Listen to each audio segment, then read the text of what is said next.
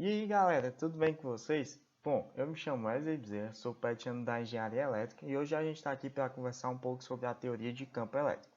Bom, a primeira coisa que eu quero que vocês percebam é que lembrando da lei de Newton para a gravitação e analisando a lei de Coulomb para a força elétrica, a gente percebe uma relação muito forte entre elas. Tanto que Newton até brinca, ei, essa expressão é minha. Aí o Coulomb fala, não, caro Sr. Newton, isso é apenas coisa da natureza. Então existe uma grande relação entre a natureza da força gravitacional e a natureza da força elétrica. Ora, a gente sabe que a força gravitacional, uma das mais famosas sendo a força-peso, é a força que surge sobre uma massa mzinho devido a um campo gravitacional G.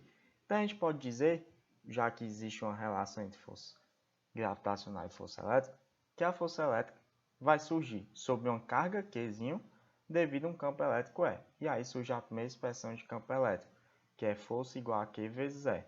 Portanto, só vai existir força elétrica se naquela região houver um campo elétrico.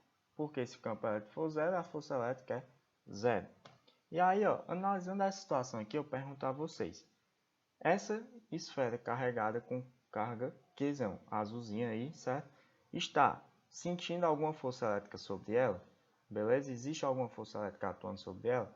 E a resposta é obviamente não. Por quê, galera? Porque ela está sozinha, então não tem outro componente elétrico, outro corpo eletricamente carregado para interagir com ela. Então, perguntar a vocês, o que aconteceria se a gente colocasse outra carga perto dela? E aí eu coloco essa cargazinha vermelha e faço a seguinte pergunta. Existe alguma força elétrica atuando sobre essa carga vermelha? E aí, obviamente, vocês têm que me responder sim, porque a carga Q vai exercer, vai gerar uma força elétrica sobre essa carga Qzinha, certo? E aí eu lembro, olha, mas só existe força elétrica. Se existe campo elétrico, é porque essa carga Q azul também está gerando um campo elétrico. Exatamente, galera. A força elétrica que vai surgir na carga vermelha é justamente criada por causa do campo elétrico gerado pela esfera azul. Então, campo elétrico nada mais vai ser do que uma propriedade física que estabelece sobre o espaço, certo?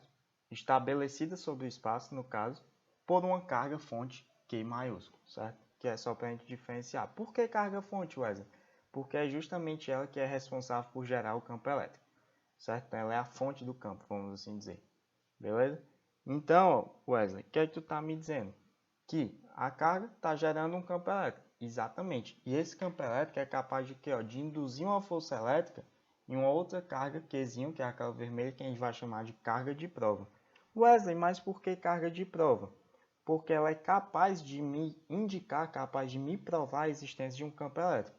Sério? Como, Wesley? Ora, se ela sentir uma força elétrica, a carga que eu aproximei, é porque existe campo elétrico naquela região. Se ela não sentir força elétrica, é porque não existe campo elétrico. Então, ela me indica a existência do campo. Certo? Então, por convenção, a gente tem que cargas positivas geram campos de afastamento e cargas negativas geram campos de aproximação. Como é que eu fiz para decorar isso? Olha, esse cara aqui está muito positivo. Tem muito dinheiro, certo? Então, ele começa a dar dinheiro para ficar normalzinho. E esse aqui tem muito pouco dinheiro, então ele quer ganhar dinheiro, certo? Então, o campo vai para ele. Então, carga fonte positiva, campo de afastamento. Carga fonte negativa, campo de aproximação, certo, galera? Já com relação à força e ao campo elétrico, o que é que a gente percebe?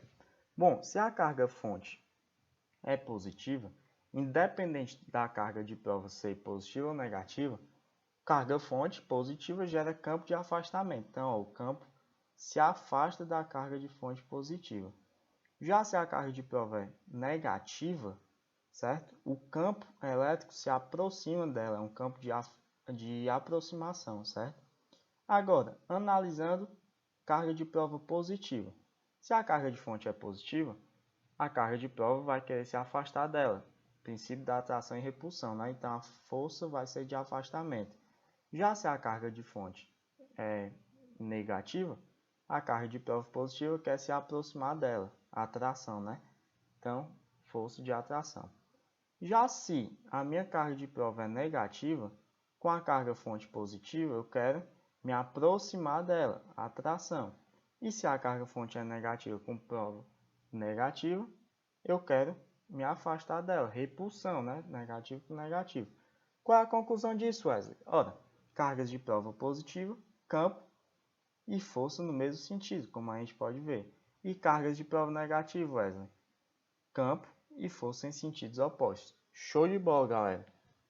Tabelinha resumo: carga fonte positiva, campo de afastamento, carga fonte negativa, campo de aproximação. Carga de prova positiva, força e campo no mesmo sentido. Carga de prova negativa, força e campo em sentidos opostos. E como é que eu faço para calcular esse campo, Wesley? Ora, eu sei que a força elétrica é dada por essa expressão pela lei de Coulomb, produto das cargas e distância ao quadrado. Mas a força elétrica também atua sobre uma carga Q devido a um campo E, certo? Se eu tenho Qzinho aqui, eu posso simplesmente cortar os dois. Eu vou ter somente o que? Campo elétrico igual a K, Qzão sobre D ao quadrado. Portanto, a gente percebe que o campo elétrico só vai depender do meio, indicado por K, né? Da carga fonte e da distância Dzinho, certo? Então, ele não depende da carga de prova. Então, por isso vai ter um comportamento dado por esse gráfico. Ora, linhas de campo. O que são linhas de campo? Basicamente, são linhas que tangenciam, em cada ponto do espaço, o campo elétrico resultante naquele ponto. Como assim, Wesley? Palavras bem simples, galera. As linhas de campo indicam o campo elétrico naquela região, naquele ponto. Então, se eu tenho duas cargas negativas, essas são as linhas de campo. Se eu tenho duas cargas positivas, essas são as linhas de campo. Se eu tenho carga positiva e negativa, as linhas de campo se comportam assim. Então, vocês percebem que aqui no centro, negativo, negativo, positivo, positivo, eu não tenho campo. Já aqui não, eu tenho muito campo, né? Eu tenho muita concentração de linhas. E aí já me lembra a questão de densidade de linhas, que é justamente o quê? Quanto mais linhas de campo eu tiver determinado numa região, mais forte é o campo. Então, ó, esse círculo vermelho é o mesmo dos três pontos, certo? Está a mesma altura aqui embaixo e aqui em cima. Aparenta não, por causa da ilusão de ótica das linhas de campo azul atrás, certo, galera? Mas se a gente perceber, essa região aqui, vermelhinha, no ponto B, pega três linhas de campo. No ponto C, pega a do meio, um pouquinho da de baixo e de raspão a de cima. Já no ponto A, só pega a do meio. Então, a gente pode afirmar com certeza que o campo na região B é maior que o campo na região C, que é maior que o campo na região A. Certo? E aí, ó, o que é que eu quero lembrar vocês também? O campo elétrico em um condutor esférico. Como assim, Wesley? A gente lembra que o condutor espalha as cargas na superfície, certo? E seria esférico, bem bonitinho, de forma homogênea. Então, ele não vai ter carga dentro dele. Se ele não tem carga dentro dele, não existe campo elétrico dentro dele, certo? Então, ó, de 0 até uma distância perto de R, que é aqui dentro dele, né, que é uma esfera, eu não tenho campo, que é o que a gente chama de blindagem eletrostática, certo? Não existe campo elétrico dentro de condutores, beleza? Que é a gaiola de Faraday, bem famoso, certo? Dei uma lida sobre isso depois, que é bem legal. Bom, da superfície para frente, o que é que acontece? Aí, ó, galera, campo elétrico normal, Kq sobre D ao quadrado. Wesley, e o que é que acontece, certo? Perto da superfície. Perto da superfície, a distância é muito perto do raio, então a gente pode aproximar a distância para raio. Olha, substituindo o raio aqui na distância, vai ficar o quê? Kq sobre raio ao quadrado, justamente. E um detalhe, galera, na superfície foi descoberto de forma experimental que o campo é justamente uma média entre o campo perto da superfície, que é Kq sobre R ao quadrado, e o campo dentro do contorno, que é zero. Ora, zero, mas isso aqui é o próprio KQR ao quadrado, só que eu quero a média, então eu divido por 2. Show de bola? Então, na superfície, experimentalmente, descobriu-se que o campo é 1 meio de KQR ao quadrado. Show de bola? E para finalizar, o experimento de Millikan. O que é o experimento de Millikan? Millikan pegou duas placas, certo? Carregadas, gerou um campo elétrico, certo? No meio, um campo elétrico uniforme, e colocou gotas de óleo eletrizadas. E aí percebeu que elas ficavam em equilíbrio, algumas vezes, né? E aí, se ele está em equilíbrio, força resultante é igual a zero. Ora, se a força resultante é igual a zero, é porque a força-peso que está para baixo tem que se anular com a força elétrica. Então, a força elétrica só pode estar para cima. Aí, ó, detalhe importante. Se a força elétrica está para cima e o campo elétrico está para baixo, força e campo em sentidos contrários me indicam o quê? Ó? Carga negativa. Então, o óleo, as gotas de óleo estavam carregadas negativamente, certo? Mas se força elétrica anula o peso, elas têm mesma intensidade. Então, força elétrica, Q vezes E, Peso, mg. Isolo Qzinho, Q igual a mg sobre E. Ora, massa, eu sei a quantidade de óleo, então eu sei a massa. A gravidade, eu sei onde é que eu estou. Campo elétrico, eu sei porque eu sei a quantidade de carga que tem nas minhas placas. Então, eu consigo encontrar o valor de Qzinho.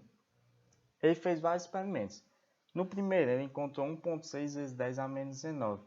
No segundo, 4,8 vezes 10 a menos 19, que é o triplo, né? No terceiro, 6,4 vezes 10 a menos 19, que é 4 vezes a primeira. Num quarto experimento, 1,6 vezes 10 a menos 19, que é igual à primeira. Num quinto experimento, 3,2 vezes 10 a menos 19, que é justamente o dobro da primeira. Aí, ó, pensa comigo, foi que meio que falou. Ei, muito engraçado isso aí, ó. Eu sempre estou achando múltiplos de 1,6 vezes 10 a menos 19, e o valor mínimo que eu estou encontrando sempre é o próprio 1,6 vezes 10 a menos 19. Então, eu posso dizer, ó, que se é múltiplo disso e o mínimo é isso, certo? O menor valor que eu vou encontrar eu vou chamar de carga elementar. E eu sei que a gota de óleo está carregada negativa. Então, eu vou dizer que a carga do elétron, que naquela época era a menor partícula subatômica conhecida, né? Os elétrons e os prótons e os nêutrons, certo? Então, ele botou o elétron vai ter carga de menos, porque ele descobriu campo e força sentidos opostos, então a carga é negativa, e o valor mínimo 1,6 vezes 10 a menos 19 coulomb. Então é por isso que a gente considera que a carga elementar, que é a carga do elétron, é menos 1,6 vezes 10 a menos 19 coulombs. Então, quando a gente está estudando cargas elétricas, quantidade de carga, a gente usa aquela expressãozinha lá, né, galera? Q, que é a quantidade de carga, igual a N, certo? Vezes E, onde o N é a quantidade elétrica que eu ganho ou que eu perco, certo? Então, galera, com isso, a gente consegue finalizar essa teoria básica sobre o campo elétrico. Obrigado mesmo, de verdade, pela atenção de vocês. Espero que vocês tenham bons estudos. Se possível, deixem o gostei nesse vídeo, compartilhem e a gente nos vê numa próxima oportunidade. Grande abraço, galera!